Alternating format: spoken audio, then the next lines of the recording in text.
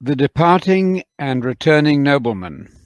On another occasion, Jesus had thrown further light on the kingdom of God by comparing himself to a nobleman who was destined to depart and later return to take charge of his father's kingdom. Jesus told this parable in order to clarify, in the simplest terms, the stages of the divine plan in history of the kingdom.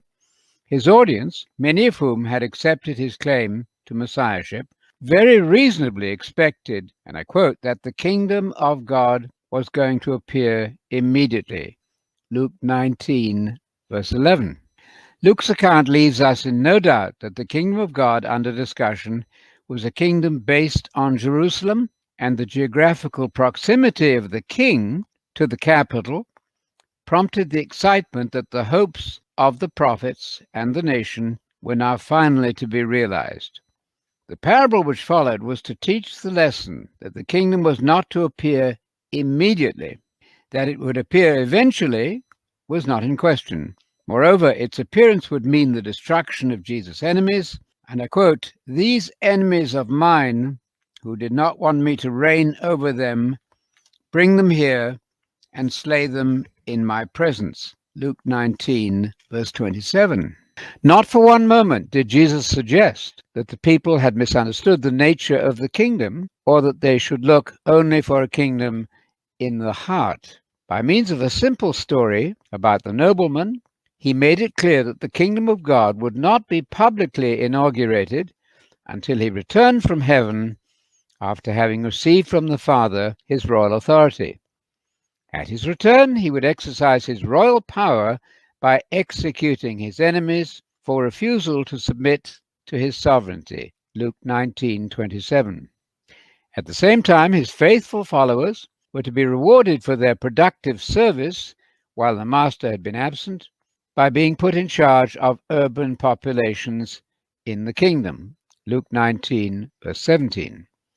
The parable made perfect sense as a confirmation of what the celebrated Psalm 2 had predicted of the Messiah, the Lord's anointed. According to the psalm, God had promised to give his Messiah, I quote, "the nations as his inheritance and the very ends of the earth as his possession."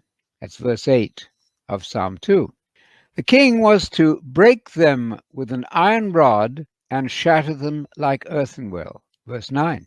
In the same psalm, the world rulers whom the Messiah confronted at his return were urged to do homage to the Son, lest he become angry and destroy you. That's in verse 12. Both the Jews and Jesus recognized in Psalm 2 a forecast of the Messiah's conquest of the world at his arrival in power. In Jesus, the Christian community saw, I quote, "a male child who is to rule the nations with a rod of iron." That's Revelation 12, verse 5. Indeed, the challenge to a position of authority over the nations was designed by the risen Jesus to spur the faithful on to the end. You find that in Revelation 2:26. See also Revelation 11:15, 12 verse 5, 12 verse 10, and 19 verse 15 for the application of Psalm 2 to Jesus. Also Acts 4 verse 25 and 26, and 13 verse 33, the latter reference being to the conception or begetting of Jesus when God brought him into being. Compare Matthew 1 verse 20, begotten, as in Luke 1:35. Acts 13:34, in contrast to verse 33, speaks of Jesus' resurrection. Acts 13:33 speaks of the beginning of the Son of God in the womb of his mother.